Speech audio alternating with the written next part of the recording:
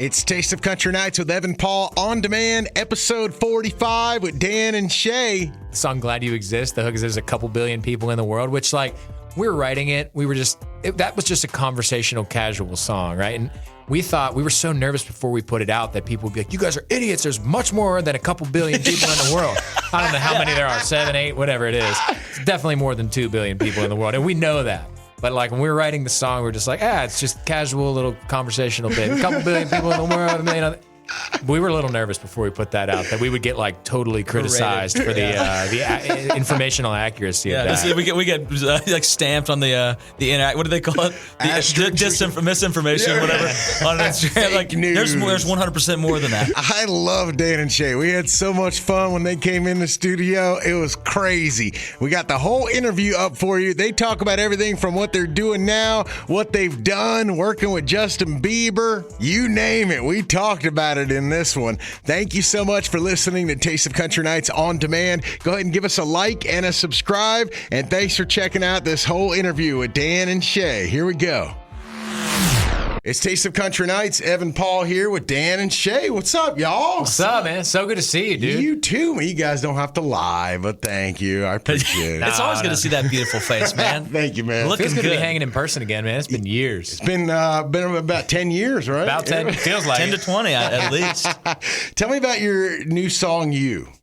Man, we're so fired up about this one. This one is on the album, the Good Things album. And, since the day we put that album out, it's been absolute fan favorite. We did our arena tour last fall, and as soon as we played that opening piano riff, people went nuts, as if it was a single. And, we saw it on social media. That's the blessing and the curse of social media. You could see what people are saying about your music in real time. And it was this song, particularly, it was the one that people were using as their first dance song. They were using on TikTok and Reels, with their love stories. And we're like, there's something to this, something sticky. And, every Sunday we would open up socials and see people using it and tagging us. And that's just the coolest thing in the world, man. We've been fortunate enough to have a few songs that have done that from the ground up. Speechless, Glad You Exist, those kind of Tequila. We've seen Tequila in a couple weddings. It's been used in weddings, which is very strange. I saw somebody use Tequila as a first dance. I was like, I don't know how this one's going to pan out. This wedding's not going to go well at all. But seeing that, man, it's that's the biggest moment of somebody's life. And for our song to be a part of that is so flattering. It's one of the coolest things that can happen to us as artists. And never take it for granted, man. So this song was becoming that. We're like, you know what? We should take this to country radio. And here we are, man. We're doing it. And the response so far has been incredible. We're fired up. Drawn any comparisons to any other country songs or artists? Oh, man.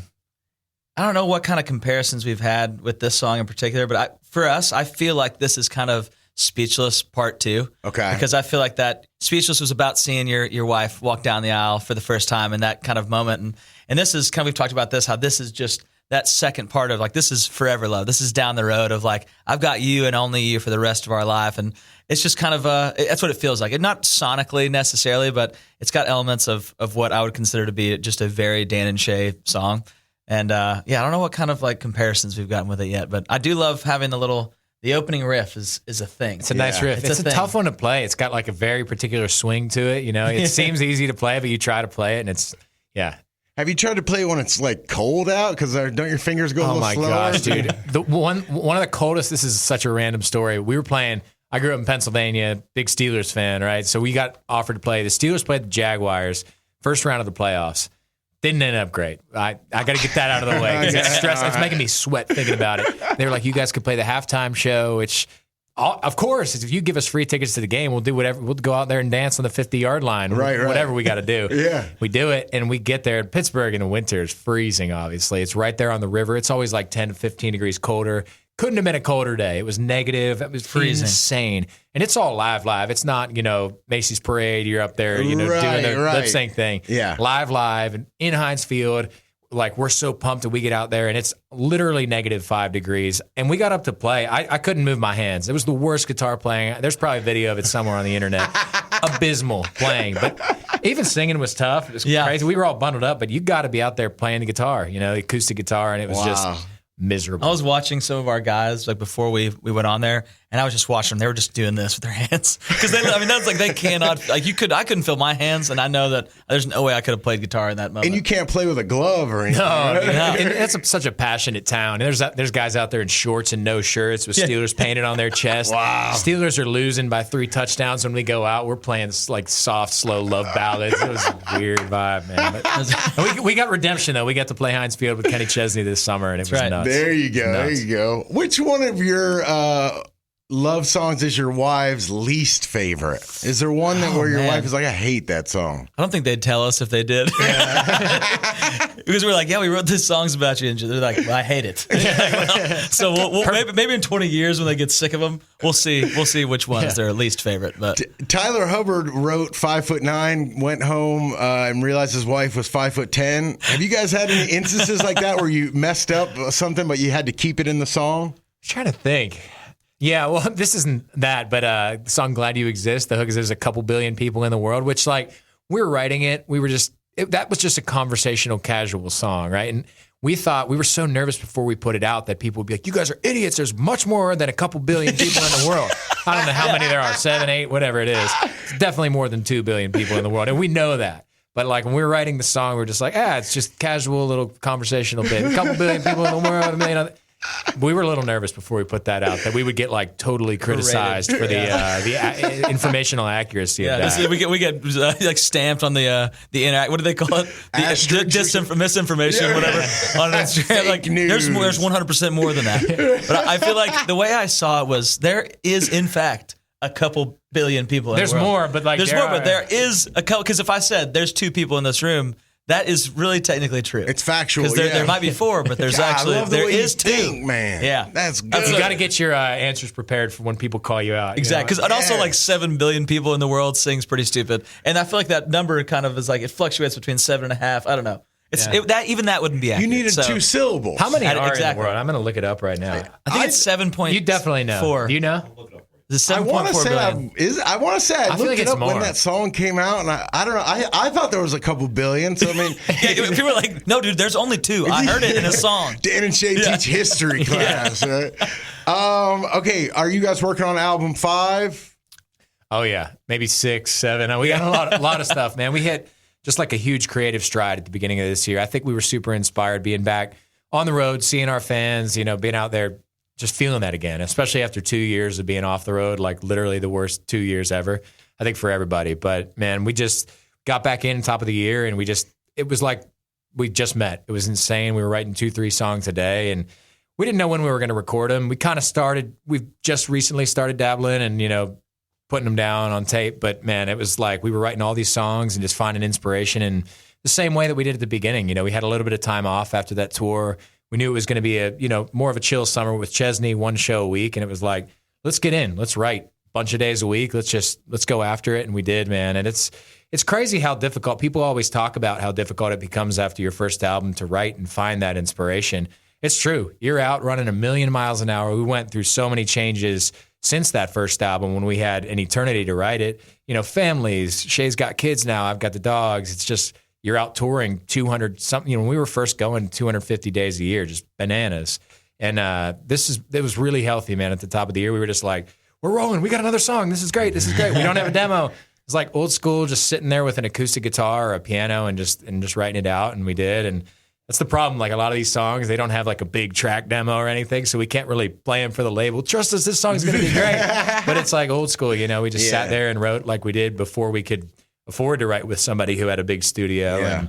And I think some of the most special songs come about like that. So, sorry for the roundabout rambling answer, but we got a lot of material stockpiled, and it'll be coming out at some point. Yeah. How did the pandemic affect you guys as a band? I noticed like during it, right, like when your tour got canceled, you guys kind of went dark on social media or whatever, and didn't really, like Old Dominion said, it really messed them up because they used to just vibe and write songs, and then they had to like schedule Zooms, and it wasn't there. How did it affect you guys, and how did you come out of it? Oh yeah, I was totally fine. Would be a complete lie. I think everybody was just like, it was just that moment where I was just dumbfounded of like, what in the world just happened? I mean, everybody felt like they got the rug pulled out from under them, and we were just doing our biggest tour we've ever done. We got 3 shows in. We did 2 shows at Bridgestone and one in Columbus, Ohio, and then the world shut down. So it was like a huge blow to us. I mean, we were devastated. And but I think in the end, what it did for us was it made us appreciate what we have. I think you don't really realize that until something is completely gone. And we've been just kind of keeping our head down and working so much. And we've been together now for, I guess it's been 10 years almost. And it's like, that's a long time to be with somebody. And we've done so many things and just kind of been rolling. And I think COVID kind of forced us to be like, oh, this can be taken away from you at any given time. Like something like this that is just crazy. And I feel like when we had the chance to get back into it, when we stayed, at our houses for weeks and weeks, and we finally got to go back in and get back together. And so Dan and I met at his house, and within like the first 10 minutes, we wrote, "I should probably go to bed." And that was like, okay, let's go, man, let's go. And I feel like, we got to do the tour eventually. I think what that did for us though, is it kind of forced us to really appreciate what we have and how lucky we are to get to do this, how blessed we are to be in this situation that we even have anything to be taken away from us, and appreciating those moments, that we've had in the past. And it also gave us a little more time to kind of reflect on the stuff that we've already done, like winning Grammys and all of these awards that we've had the chance to win. They happen so fast that we never really had the chance. We appreciated them, but we were so busy that we didn't really let it sink in. And I feel like we appreciated some of the things that we had already gotten to do. And it really strengthened us as a band. And we're definitely closer just as friends now than we ever have been. Because I feel like we've always been just doing professional stuff, and we've always been friends, but we've really taken the time to kind of, cultivate that relationship of being friends and also that creative energy that we had from the very beginning. And it's a very exciting time in our world. And it's a lot of it is due to, COVID. And I try to find the good things out of a horrible situation. Yeah, but that's good. One good thing that came out of this is I feel like, this is an exciting future for all of us. And you mentioned how you guys are like better friends you guys are coaching the T-ball. Yeah.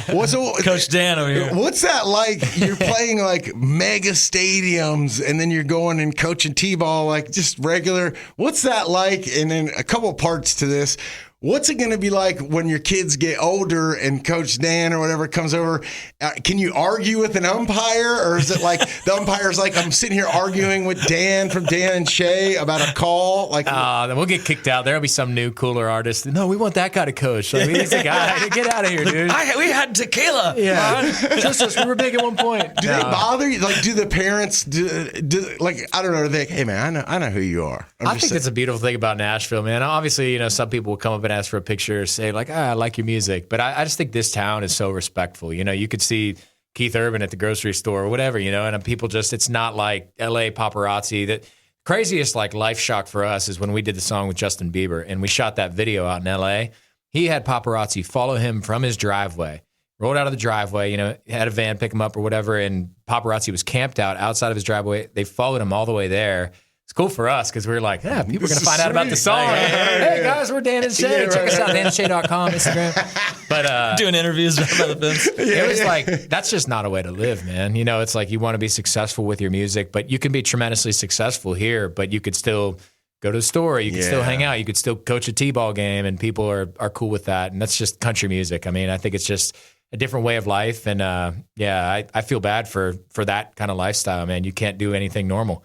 You have people like pipe and drape around the bus and the trailer and the whole thing because people just camped out trying to get that shot. And it's just, it's different here, man. You talk about the Justin Bieber collab, obviously was a huge success. Are you thinking about any other genre bending type things? I know you used to work with T-Pain. Yeah. T-Pain's on Jimmy Allen's new album. Anything like that in the future, or do you guys want to stick to where you're at? I think, we're just kind of letting the music speak for itself. We try to, if there's a situation where we have that opportunity, we're always, down to do some collaborations if it makes sense. And right now, I think the thing that we're focusing on is just writing the best music that we possibly can. And if we can figure that out, then we can kind of go to that. All right, hey, somebody would be good on this song. We can do this. But we're trying to kind of get that part first because I feel like the song it's at the core of everything that runs everything.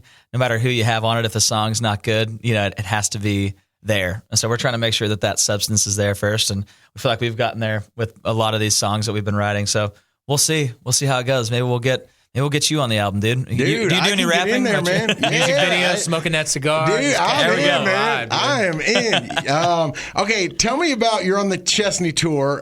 What is on your current tour rider backstage request list? Not Dude, much. Literally nothing. Like, we're so simple out there on the road. We don't even have waters in our dressing room, which sometimes it gets hot out there, right? We get off stage and we're dying. We're like scooping in the sink. You know, some of these stadiums, this is the weirdest pet peeve ever. I totally get the initiative, like water saving, environmental thing. The sensor sinks, right? Trying to wash your hands, or like you're out there trying to shave before a show, and the water just doesn't run. I feel like I end up wasting more water than just the old school flip the thing and 100%. let it roll. But whenever you got a good one, you can go under and do like the, cup your hand and drink the water. And sometimes somebody be like, dude, we'll get you a bottle of water. Here you go. But You guys have won Grammys. literally nothing. I just feel like I don't like wasting things, and I don't want to get like a big spread and then we don't touch any of it. Yeah, It's like, which we usually don't. yeah. Like if you get a big spread, it's like we have catering. We also have like Dan and I have our buses, and like those are pretty, like I got snacks. My snacks are not as healthy as his are on his bus, but I've got like, random snacks on there. So when we get in the dressing room, we used to have like these cheese plates that we never would eat, like that they would just make. I all think these, they just Doritos. default when you like sign a deal or like sign to Right. a booking agency. They're like, oh, they need like chips, Cheese. hummus, PB, J, the whole deal like spread out. We're like, we don't What need about any of this, dude. underwear? A lot of artists I've asked That's always smart. have underwear. That's very smart. Yeah. I've never done underwear. I've never done underwear before, but that's a good idea though. My wife usually takes. I won't buy like anything like clothes wise for years, and Hannah will come home sometimes with just a new package of. She knows like what kind of boxers, and what kind of socks. So It's you a nice guys aren't vibe. a new pair of underwear for each show? Nah. We do about Really? one a week. No, I mean, I can go a whole week. What are you guys talking about? You guys change every day? It's the first time hearing of it.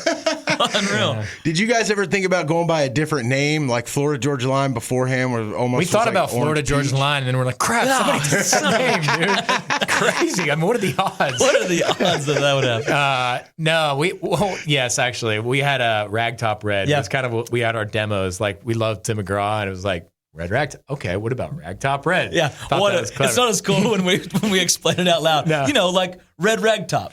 So we flipped it. It wasn't Ragtop like, red. yeah, it wasn't official or anything, and we just like kind of labeled our demos as that when we were pitching them to other artists. And then somebody was like, we would always walk into these publishing houses in Nashville, and they'd be like, "Gosh, Dan and Shay is here again."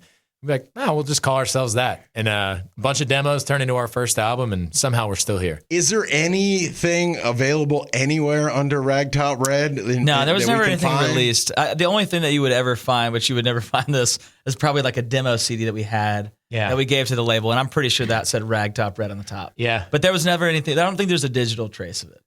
There might be a SoundCloud. I think I have like the lock on it. But it honestly was literally just like unmixed versions of the first album. It was like those demos that like we didn't have. There's no polished. merch or anything. I wish. No, It's not too late. Yeah, it's not too late. Yeah. You guys should do that. What's the weirdest thing you guys have been asked to sign?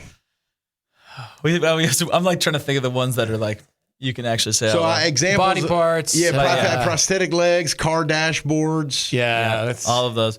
yeah, we've signed some prosthetics. for We've sure. we've signed a lot We've of. signed some artificial things. Definitely. Everything. We've done it all. I mean, so, the worst ones are when people are like at festivals. They'd be real sweaty and they ask you to sign something, and you're just like, they're wearing the shirt already, and you're signing it, and you're just holding their sweat. It's dripping. It's disgusting. But it's like, hey, if they're out there, they're willing to come see us and sweat. I'm okay with it. Some things are like super tough to sign, like, the straw cowboy hats at the Chesney show. Somebody be like, "Oh, you take it," and you're like, you try to drag the marker across it, just like, ripping it that up. just ruined your hat, man. I'm so Interesting. sorry, And I got one last thing. So you guys harmonize very well, obviously. When you're hanging out and not like singing and stuff, do you find yourself like harmonizing like put your headphones on, because for example, Okay, let's hear it. I think about you guys like when I hear stuff like this, I'm like, Liberty, liberty, liberty. Liberty. Yeah, that's perfect. Go ahead. Can you guys do say that, one? too. Oh, absolutely. You got to play that. I'll sing along with it. Liberty, liberty, liberty, liberty. Liberty, liberty, liberty, liberty. Oh, that one's good. All right, hit me with this one. Like a good neighbor, State Farm is there. And then what about like Liberty, liberty, liberty. We are farmers. Bum, ba-dum, bum, bum, bum, bum. You got to get that low guy down. ahead, give me that one. Bum, bum, bum, bum, bum, bum, That's a bum, smash, bum. dude. I've always thought about like there's some really good jingles in the world. You also got to think about there was like a whole studio operation of somebody recording that. There's like some engineer who like, you know, wanted to be a big musical engineer and they're like, Yeah. all right. And then the guy comes in, liberty, liberty, liberty. It's like, How many times do you if we think get that like they- 4 more passes of that, that'd be great. And he's like, And you know they're so serious. He's like, "We are farmers." bum, bum, bum, bum, bum, bum. No, you need an extra bum bum. That's right. Yeah. I mean, there's a lot of good ones. We have the O'Reilly's one is good. O'Reilly's Auto Parts. Yeah. That's pretty good. sick. There's a lot of good ones. You guys are great, man. Appreciate y'all coming by. Thank you, guys. Appreciate it, man.